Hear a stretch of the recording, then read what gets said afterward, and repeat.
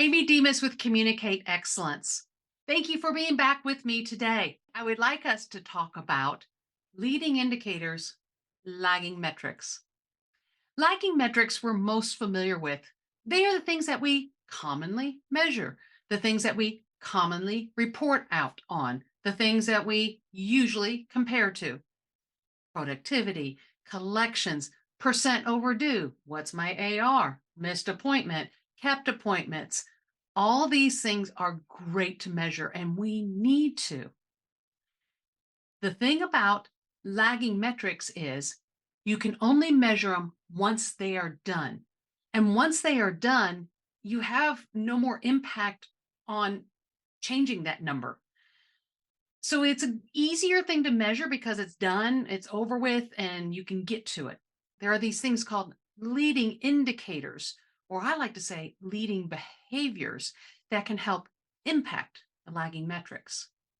And the reason I like to work with them is because for many in our team, some of our big metrics seem elusive.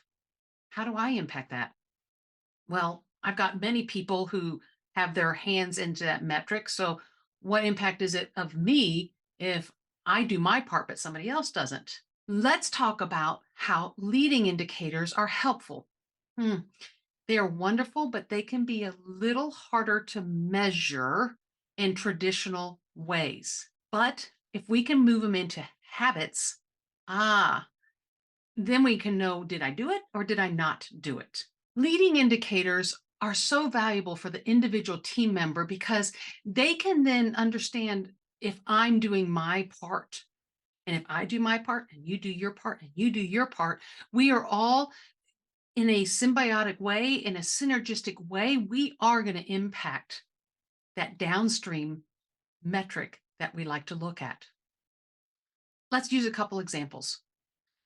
Scheduling coordinator, answering the phone. Think about when you call most medical places. You tend to call and say, I need to make an appointment. And you hear, what's your name? What's your date of birth? Oh, yeah. And you must do it nasally. What's your name?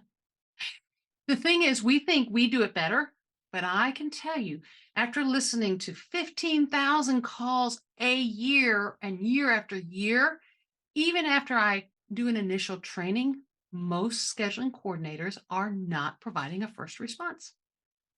So we build a habit.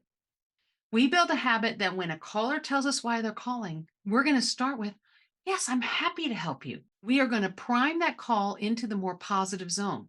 Now, does that impact the productivity number right away? Not necessarily. But when we do that time after time, we set up that caller in a better frame of mind, which tends to have fewer upset calls, which fewer upset calls, people are more likely to refer, and people who are more likely to refer tell others, and those that tell others. And if we're polite, can you see how this is a snowball effect? It does have downstream effect, but you're not going to see it, day one, flip the light switch, I do it, and all of a sudden, ding, ding, the bank account goes up. But if I know if I do it regularly, time after time, I will have impact. It's like some of our greatest coaches, John Wooden and many others, where they say, I am less concerned about the win loss column, but how we do our skills every day, how we practice every day. If I show up and I do well on my skills and my drills, we will have impact downstream. So think about that. Make it easier for your team members to have great association to the work they do. Build habits that, when repeatedly done, are going to have impacts downstream. I'd love to be able to talk to you about more leading indicators, leading habits that can impact your bottom line. Reach out to me and let's talk. Have a great day. Bye bye.